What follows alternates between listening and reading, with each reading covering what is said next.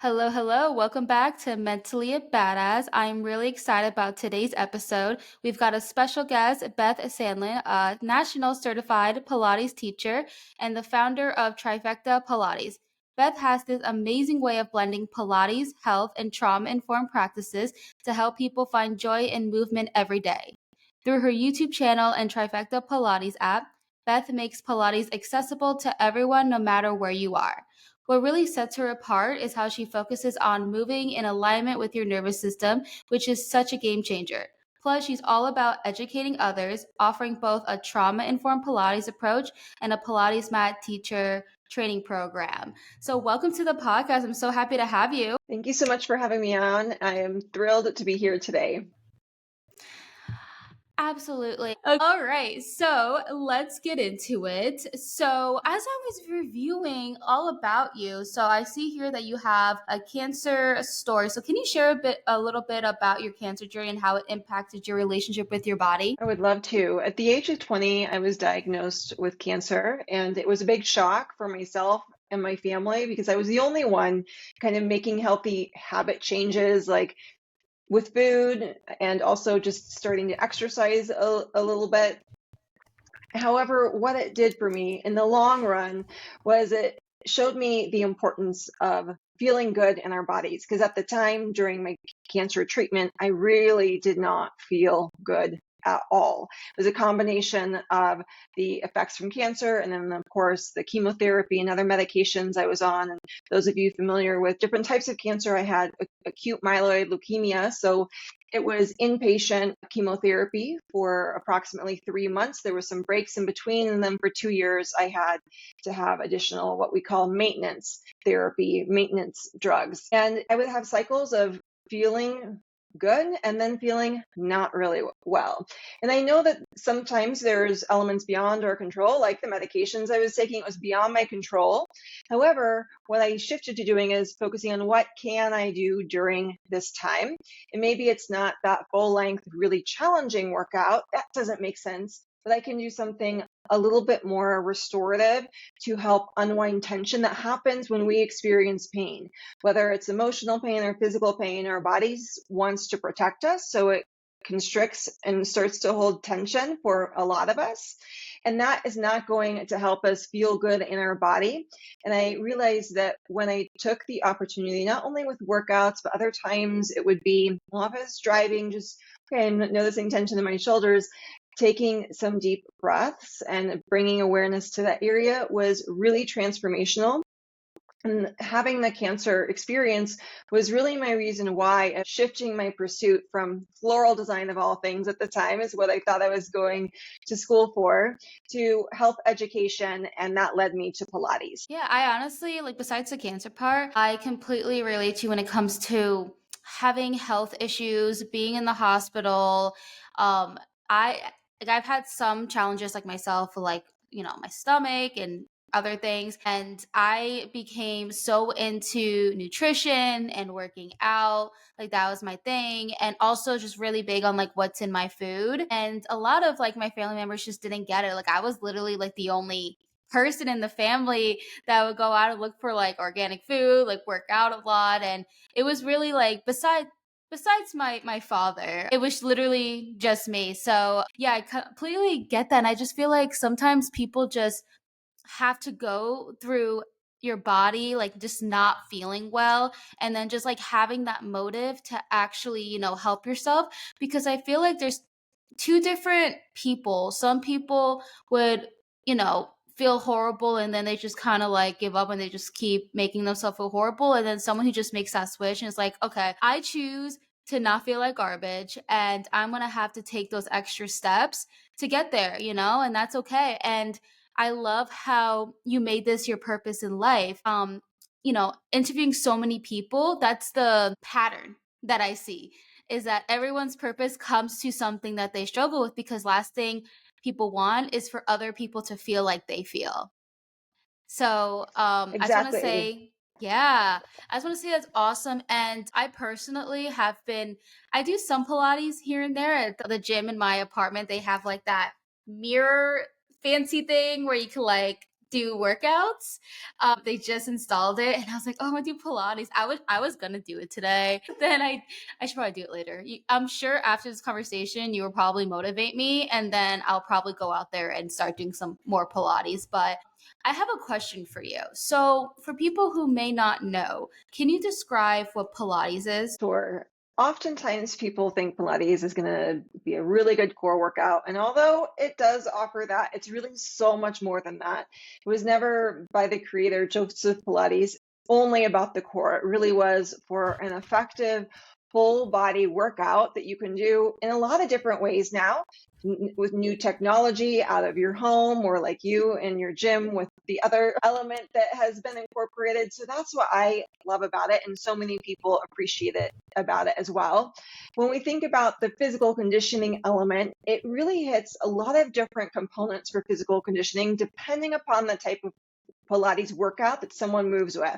So it can really be a strengthening class, work on flexibility, balance, mobility. We know all of those are really essential for our body to feel good, because honestly, there's no point in feeling strong if our joints don't feel good. And usually good like litmus test for this is when you get out of bed, if you're feeling stiff and achy, that's an indicator that we want to work a little bit more on mobility. Or when you bend down, if that's challenging, that's mobility. We want to be able to get down to the floor and back up no matter our age. Then another element of Pilates, which honestly, when I first began, it was all about a physical workout. And that's where a lot of people start. I had my cancer experience. For other people I've worked with, it's just they haven't worked out in a long time and they want to feel better in their body. Some people, it's a recovery from surgery. And so it begins as a really physical practice. And then what happens is the mind and spirit come into this as well. And we now know that the benefits of consistently exercising. And that doesn't mean we have to do the same thing every day, but consistent movement, how it actually benefits our mental health. We also know, and you've probably experienced this before with workouts, that when you work out, you'll have a shift in your energy. And I use that as another kind of litmus test. If that shift in energy is positive, like, oh, I have more energy, I'm feeling more motivated, then that workout was aligned. If it's feeling like, oh my gosh, that's just too exhausting, it's probably too much, either for physical body or nervous system. And that gives us really good information of how to next time adjust the dial of intensity. Wow, I just learned so much, right, in like those 2 minutes that you spoke, because I really feel like this is like a low key consultation for me, because I'm really learning. And some things that you said, like, especially if you, after it, if you feel that you feel more exhausted or you're tired, then it's just like it didn't fully align. Because sometimes when I feel like that after, it makes me like less motivated to work out, because naturally you don't want to do something that makes you feel like garbage after, because then you're like, what's the point? But of course, then there's some times where I feel great after.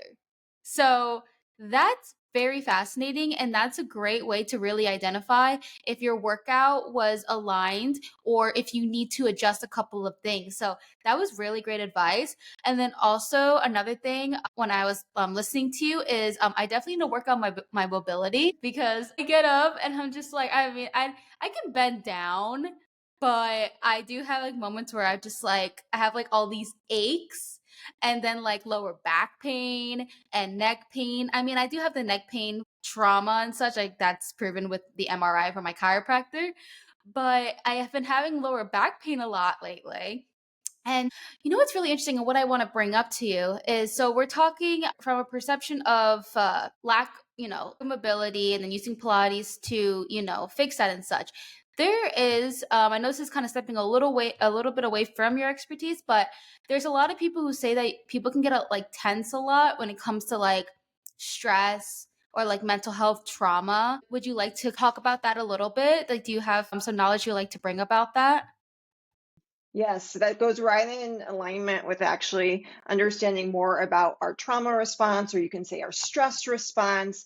And the stress response is activated for most of us on a daily basis, and how we each respond to that is pretty unique. So, what's helpful is once we start understanding how do we respond, to, or I should say, react is a better word. How do we naturally react to our stressors or to trauma? Either one. It can help us understand when we're being activated from something going on in our life, like a work deadline, traffic, or maybe we have underlying trauma from childhood. And when these patterns happen, it can be either tension, as you mentioned, and it could be tension for a lot of people, it could be shoulders or extra tension in the neck. It can also be the way our posture is held beyond that, like the back, especially the lower back can hold extra tension, the hips. There's a lot of individual reasons why we may have a specific tension pattern. And for other people, because I want to open this up beyond just tension being held in the body, when they experience stressors or trauma, their response is not to kind of tense up. It's kind of frozen fight or flight mechanism. It's more detachment, completely just release and relax, kind of zoning out. And this is a much different energetic state compared to the tension being held. And so something that can be really helpful is either just doing a brief body scan. However, I found for a lot of people doing that brief body scan, if your set point is are always really tense, they have no idea that their shoulders are actually like tense up to their ears, or that their back is overworking, or if their body's more just kind of really overly released. They don't have an awareness that, oh, maybe I need to kind of engage a little bit more. And so what can be a helpful tool is just simply tapping on the body, and it's light taps or brushes, because we'll get in tune with, okay, well, yes, the muscles are different sizes, but how is the tension in the shoulders? And the more often we do this little tapping routine, it can help us understand what is our set point. And sometimes immediately people, when they start tapping and feeling, they can just release and relax a little bit more. Or opposite, that tapping and feeling into it can wake up the muscles a little bit more. I kind of think of it as like a cold shower, but in a really nice way for the body. Nothing so shocking as the actual cold shower experience. To bring up and ask you a question, because this is circulating Instagram a lot, saying that most of your trauma is stored in your hips. Is that true? No, Okay. I'm just going to say no. There's a lot going on now with, and yoga has said that for years, and like hips are your junk drawer and that's where you store everything. No, it could be your hips are tight because you're sitting a lot at, Uh-huh. for your work. You could store trauma in your neck. I know someone, Mhm. when I was in college, actually, I was in a movement therapy class, and the professor was talking about how she was working with someone and she could not get her head to go straight. She always looked over to one side. After a lot of kind of dialoguing and talking through what was going on, it went back to why she always turned her head to the one side and literally could not turn it in the opposite direction. Is her dad would always berate her at the table when they were eating dinner, and he was on the side that she was avoidant to look at. So for her, her trauma had nothing to do with her hips and everything to do with the movement pattern and tension pattern being held in the neck. For others of people, maybe just having a hard time taking a full, expansive, deep breath, or like I mentioned earlier, back. So can it be in the hips? It's one way it can be, but it really is so much more personalized and nuanced, which is why I really advocate for one, education, and then two, just self exploration. Like, how does your body feel? And this honestly takes time, both of them. However, if we go into this with the mindset of let's be curious, let's be open to this exploration, let's not have to try to rush it like we try to rush results in nearly every element of our life and enjoy the process. I found people make so much more progress in a shorter amount of time compared to just trying to push and barrel through. I really like how you really debunk that, because I see that going around everywhere. And I always wonder, I'm like, is that true? And then there's just so much misinformation circling social media, which like I love so much to learn. And I just like, when I read things, I hope they're true. But also it's like, okay, I should probably just walk into a library and pick out a book. I feel like you're more likely read information that is actually correct than, of course, looking on social media. And I educate my audience a lot, like on different mental health topics. I mean, hence I'm bringing you on, you're the expert. But I always, of course, try my best to not spread misinformation. So I really do appreciate you debunking that.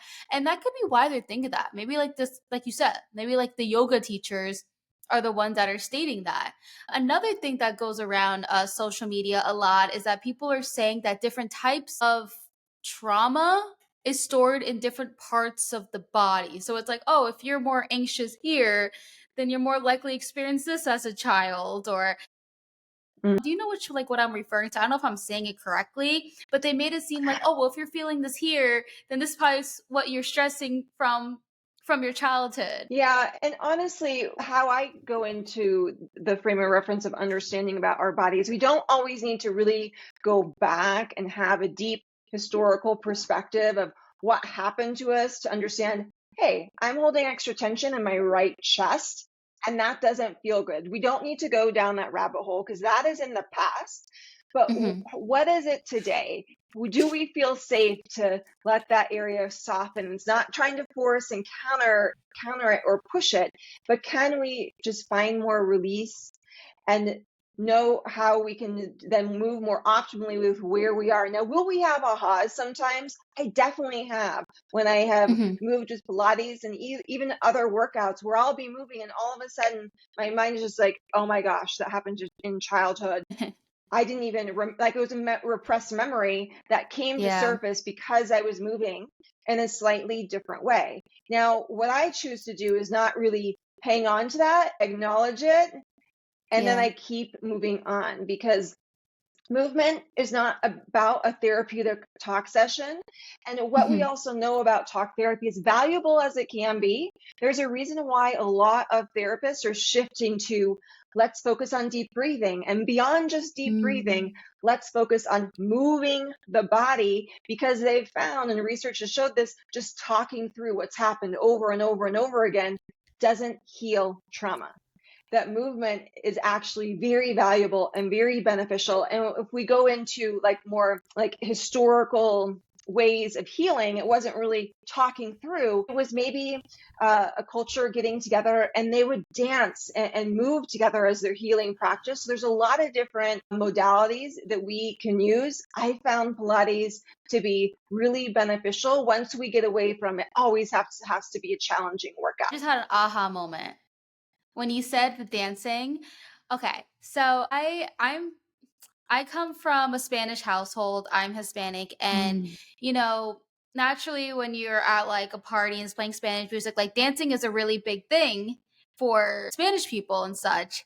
And so I grew up around that, right? And then I also grew up around a family that doesn't really understand mental health. So that side of the family doesn't like believe in any of that and healing and such. So there was this reel that I saw on Instagram that I totally related to, and I pretty much recreated it like myself. And it was saying that what the Hispanics do instead of like talking about their feelings, or like when they experience depression, the music is kind of like, and you're dancing to it.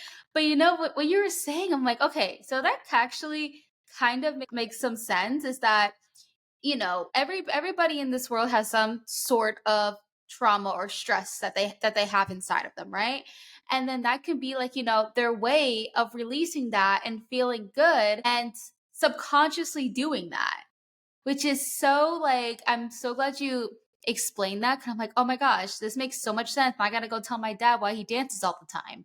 Because because my dad is like known for loving his disco and his parties and his dancing and everything. And he never talks about his trauma. He makes like, he's very uncomfortable. Like if I talk to him about something and I'm kind of challenging and getting somewhere, like he doesn't want to feel that. And I saw in his body language, he gets anxious and just wants to keep changing the conversation. So like, and this makes sense. Like he's always so into dancing music. Like that's his thing.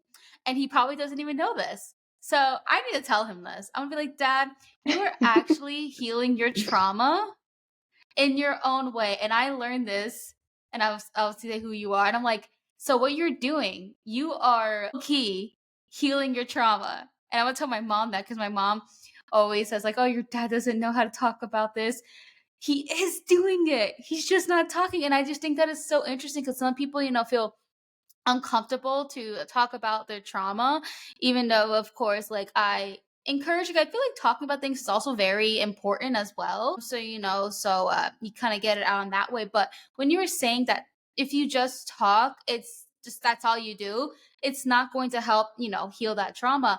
And that, like, I totally believe in that as well. Like, if you're just talking, it's like there's so much more to healing trauma than just talking. Like, there's activities, there's exercise, and such. And like like choosing your therapist is also like very important because some therapists, they just like it's a complaining session and then you just like they listen and it's like, okay, you're done, which I don't believe in that. I feel like that does absolutely nothing. If I'm just going to be complaining to you, like I can do that with like, my friends or family or whatever, like venting on how my day went. But every time I get a therapist, I always say that right in the beginning. And I said, this is what I want to get at Mhm. therapy. I don't want this to be a complaining session or me going on a tangent. And I like that my therapist actually does like kind of cut me off and not cut me off, but like say like, okay, like we're kind of just going, like, let's actually focus on what you're saying. So when you like mention that, I'm like, that totally makes sense. And then the whole like deep breathing thing, like I actually interviewed somebody who does meditation classes and that's what she does full time. And I learned some things about meditating. So when people think of, I'm just gonna talk real quick about this because off topic a little bit. But when people think of meditating, they think, oh, they have to sit there for like 10 minutes and do like, you know what I mean?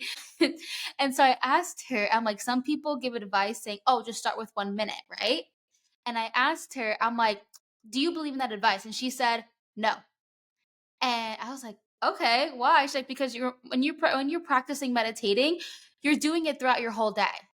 You're practicing how to, of course, breathe properly. So when you're in a very stressful situation, you are a master at your breath and you are technically meditating. I'm like, so that opened up a lot in my head. So I just thought I wanted to share that. I feel like I share that so often because it's just so mind blowing. You know what I mean? And I love like, talking about it from like the exercise and Pilates perspective. So when did you start doing this full time? So when I was in college is when I was introduced to Pilates, kept with it for Hmm. my personal practice for a few years, and then became a Pilates teacher, went through the teacher training program. So I've been teaching Pilates now for over 20 years. Yeah, you definitely are an expert. But this is what I have to say to that. I may know, a lot of different Pilates exercises and a lot of different variations. However, you are the expert in your body. And for too long, Mm. whether it's in Pilates or other workouts, it's always been like, just tell me exactly what to do and I'll follow along and all will be well. And that's actually a detachment away from one, Hmm. learning, and two, what you know is going to be really valuable.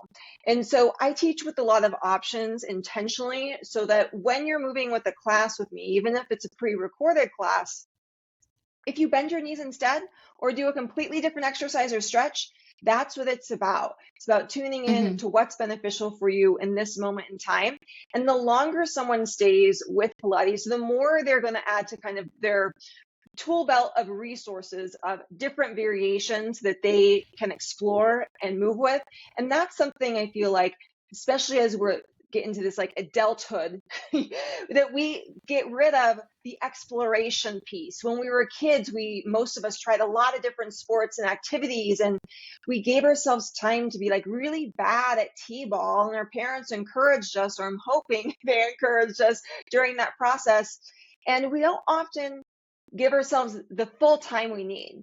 As an example, just recently, this past year, I enrolled in a tap class. I re-enrolled coming up for this fall term. And my family was like, oh, so are you in like intermediate tap now? I was like, no, I'm still in beginning tap. And they were just like, oh, that's too bad. No, I'm perfectly fine That's too being a bad. beginner and That's learning so rude. more and refining how I tap. Like, don't care how quickly I get. I don't need to know what the teacher knows. She's been tapping like most of her life since she was 13. And so her Yeah. skill level's, of course, going to be above mine.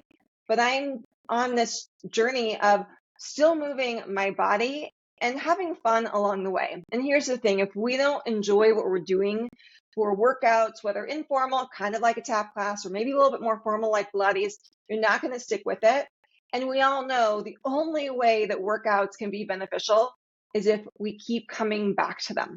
This is a lifelong process. So I say find what you enjoy doing and always be open to trying something new. Yeah. First of all, I can't believe someone said that to you. It's so mean. That's too bad. Wow, I'm sorry that happened to you. That's just like, what? That's what I don't like some people just don't like think before they talk. I'm like, don't put you down. Like that's not right. If you want to stay in beginner until you feel like you're ready, like that's okay. Like I'm the same way too. I do these like workout videos and such, and they have like, beginner, expert and such. And I realized I was staying in beginner for the longest because if I went to like moderate, I'm like, oh my God, I feel horrible. You know what I mean? So Mm, it's like everyone's different. And one question I have for you here is so, you know how some people like trainers say, like, oh, if you, I'm going to say like in pain, but if you're like not mm, exhausted or feeling it, then your workout, like it didn't do anything. It wasn't worth it. And it's not worth mm. it. Like it didn't do anything to you, right? So, you know how like, okay, if you're, because with Pilates too, you have like the weights and you have like different, you have the weights, right? We use weights, we use different pieces of equipment and apparatus, yeah. And then there's Imagine that classes was where wrong it's and you're like, just you what? and What the are you mat. talking about?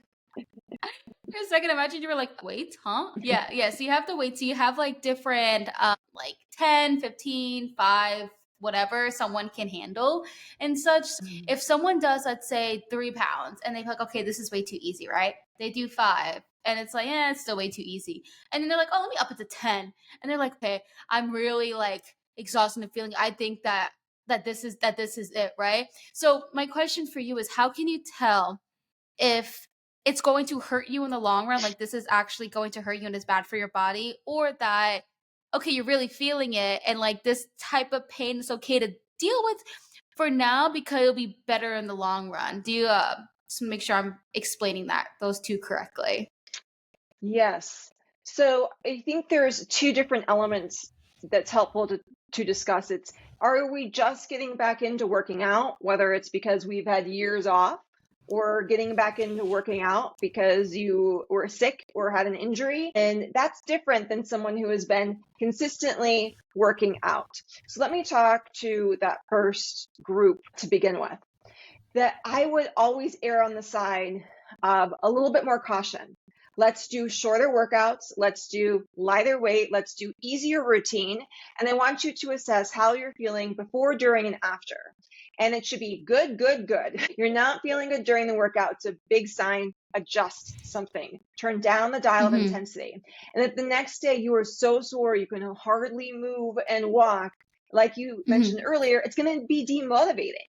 You're not going to want to work out again, at least for Yeah. a few days. And you may think, oh, I'm just, lost so much. And so I have found scaling it back and giving yourself the opportunity to focus on proper form, whether it's for strength or the motion and movement through the joints, mobility is really beneficial. And after you have that more consistent program, and this could be you do this for a few weeks' time, then turn up that dial of intensity just a little bit and see how things go. We don't want to plateau. I would say for the vast majority of people, we don't want to stop at the 3-pound weights, right? Like think of when my children were born, they weighed more than that. So we want to be able to functionally move throughout our day and not be in pain from lifting our kids or bringing in the groceries. Lifting heavier weights is what we do during the day, and having a structured program in which we're doing that can be really helpful. But it's that big jump up. You had given the example 5 to 10. It may not seem like that much, but sometimes that 5-pound increase can be a lot. And so it's a few things. If you do a jump up with weights, we're just always going to assess, I'm maintaining my form, whether you're doing Pilates or otherwise. If you're really having to like arch your back to do a bicep curl, we know we're beyond the capacity for what the arm can actually handle and the core stabilizing muscles. Turn down the intensity. We can always do less repetitions. So maybe with 5-pound weights, you do 15. Well, we know then, okay, we want to increase the weights, lower the amount of repetitions. And so while I agree for once we have the capacity to do strength training workouts and more challenging classes, we want to assess what is our edge. We always want to be able to turn down that dial of intensity and not feel like that's a bad thing to do. Because you may want to turn down that dial of intensity if you slept horrible the night before. That's going to really impact like our overall strength, or if our nutrition has been a little bit off, maybe we've been traveling, that actually impacts our energy of how we can work out. So I found when we have a, here's a good thing to think about perhaps. If we stay disciplined to working out, but more lenient in what that actually is, and not so stuck to it always must be the most challenging workout, but adjusting the dial of intensity down sometimes, overall you will be more consistent with workouts and get more benefits than kind of just either pushing too hard and then feeling completely demotivated, or feeling like, I'm just not going to work out today at all. So let's say that because you were mentioning that if I can't do, let's say, 10 one day, I got to do 8. How do I know if it's actually my body that can't handle it, or it's my mind that's just like, I don't feel like going that far? It's like, like the whole mind body connection. Like sometimes I feel like I can't trust my mind. So, like, is there a way to see if like the difference, if you can tell if it's actually your body or it's just your mind just like not feeling it? I think it comes from continuing to practice and to default in the beginning to listening to your body, even if your mind is saying you can do more, you should do more, you should do a longer workout, you should lift heavier. Because what Hmm. happens so often is we ignore the signals of our body based upon messages we've seen our entire life. Not, I mean, even before social media, hard workouts, long workouts, keep pushing through, you have to feel the burn. It's led us to ignore that right now is not the right time. And so for me, when I learned about the nervous system and say that someone's working full time and they maybe have a second job even, and it's been a lot of work deadlines and they are go, go, go. So their sympathetic nervous system is activated.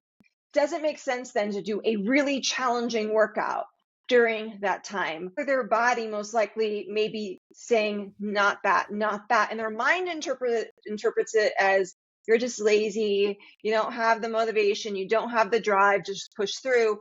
But all our body is saying, not that, not that. And the question is, and what would be beneficial for us? Would it be maybe a stretching routine? Would it be doing the 8-pound weights instead of the 10-pound weights? And so often when I see with exercise programs or like challenges is just follow this template and you're good to go. Well, people follow that template maybe even for 30 days, but it was a hustle and grind in order to get in all their workouts, and then it just falls off afterwards because it wasn't in alignment with making adjustments to the reality of their life. To wrap up this long-winded answer to your question, I would say it's a matter of keep experimenting with it. And maybe you pick up that 8-pound weight, you do some exercise with the 8-pound weight, and you're like, my energy now is shifted. This is what happens with workouts is once we start getting into the workout, we may sense I have a little bit more energy, or you know what, actually today is just right to do a little bit lighter weight. And that's still valuable because with lighter weight, you can refine your technique. You can focus on deep breathing. Maybe you add an extra pause in there or move a little bit slower. And that makes the workout a little bit different, maybe a little bit more challenging in a different way rather than just thinking always increasing the weight. Yeah, that makes sense because I feel like, with Pilates that sometimes people may like if they're brand new to it, just like the actual movement of it can be challenging because their body is not used to it and they're probably like, wait, what are we doing right now? Right. So the next question that I wanted to ask you before I do that. Yesterday, I was doing Stairmaster and I haven't done that in like months, right? My right leg, the muscles just felt so uncomfortable. It didn't feel right. Mm. And so I was like, what? I was like, what? So then I just stopped it. I was like, okay, like I don't want to like this, like that. I could really tell it wasn't my brain. I was just like, okay, something's wrong with my muscle. Like maybe it's too tense or I don't know.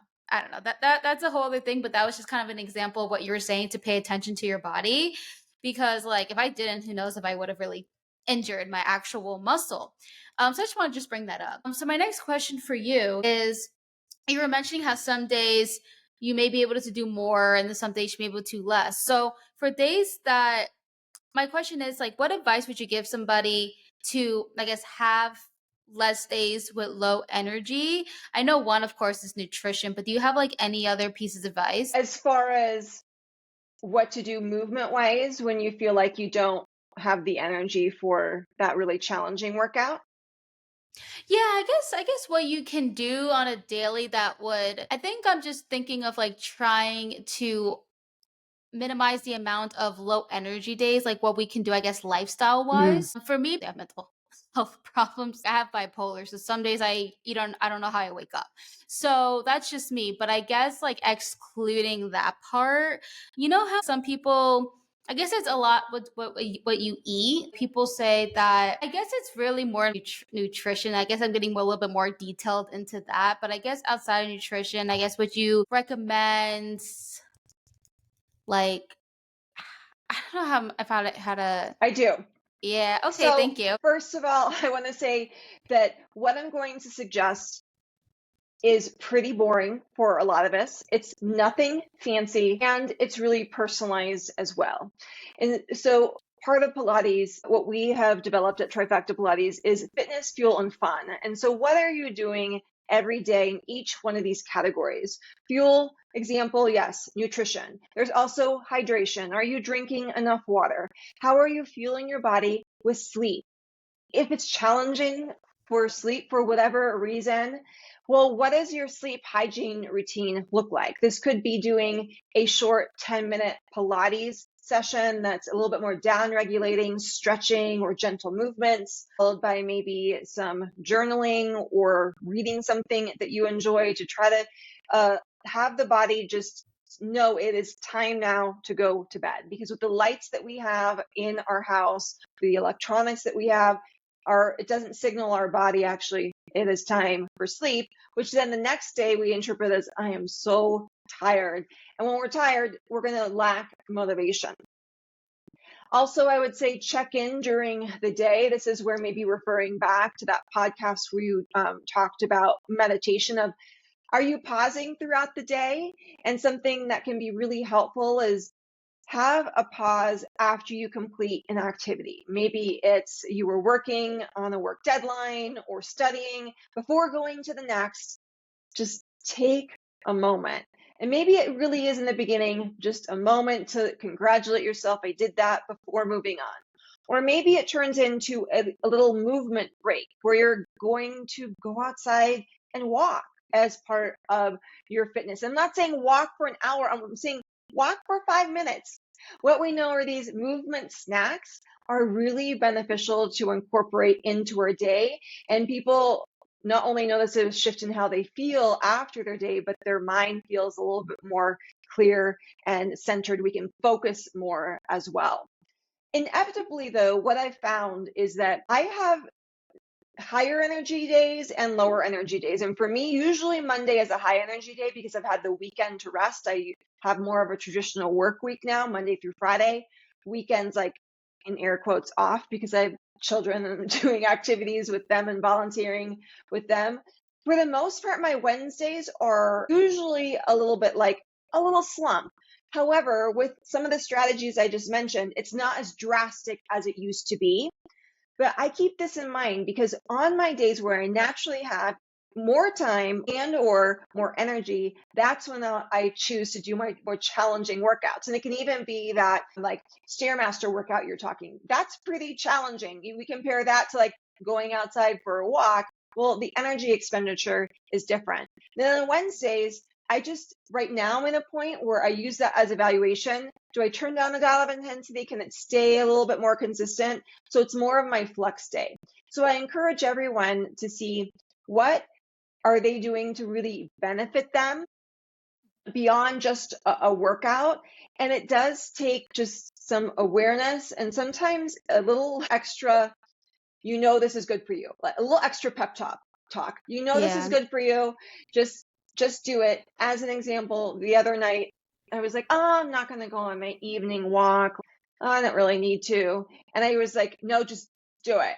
And 2 minutes into the walk, I thought, I'm so glad I just started walking because I already feel so much better.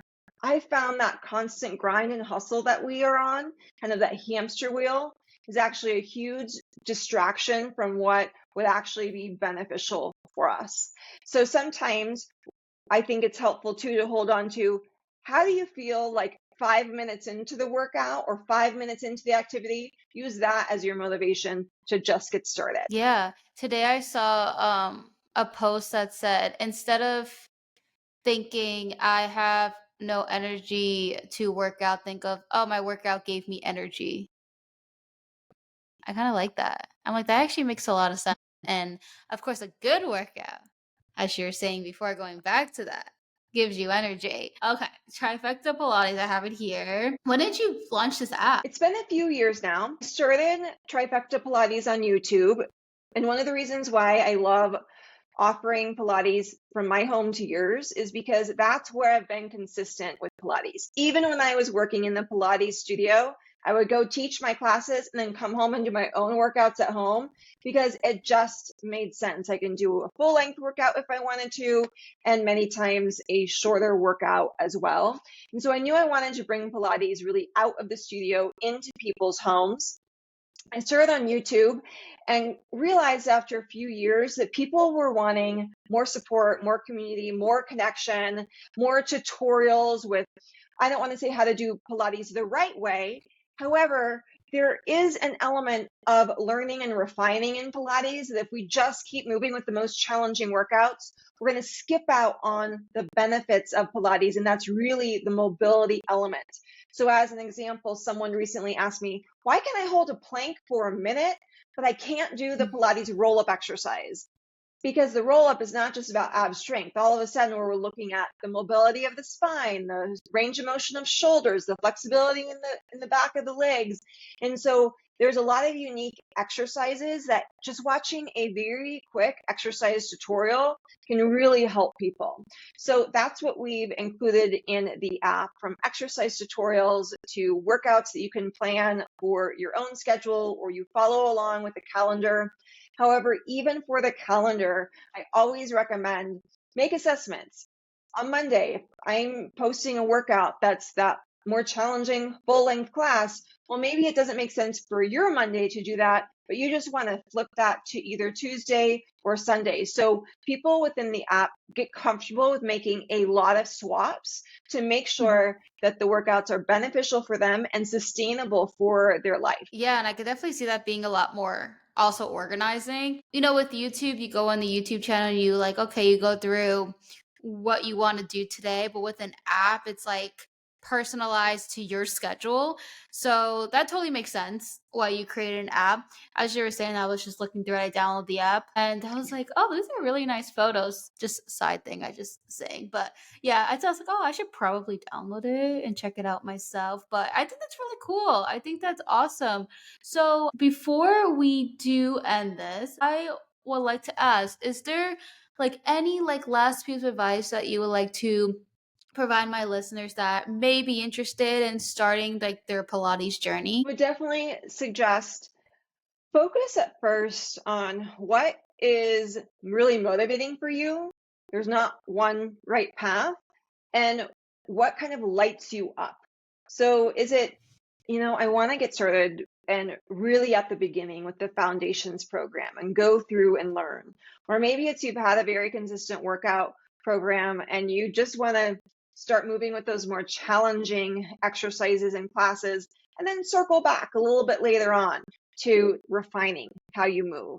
And really, this why I encourage this is because when I work with someone one-on-one, I really meet them where they're at. And some people feel more comfortable starting at the basics and doing a slow build.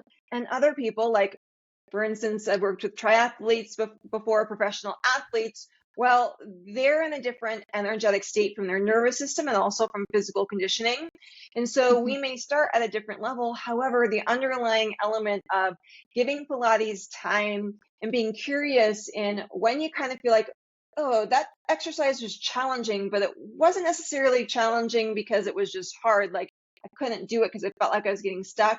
That's just simply an opportunity to learn more about how you're moving with your body. So I really embrace curiosity as you're moving on the Pilates mat. And I found that to be really motivating for people. Yeah, that totally makes sense to see, like, yeah, whatever, if it really motivates you and gives you like that fire, then it's like, yes, this is totally for you. So, Beth, I do want to say thank you so much for taking your time to come on to my podcast to educate us about Pilates and, different.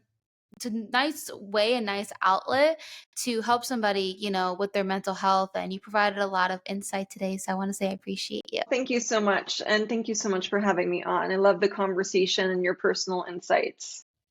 Oh, thank you. It means a lot. So everyone who's listening, I hope you guys have a good day.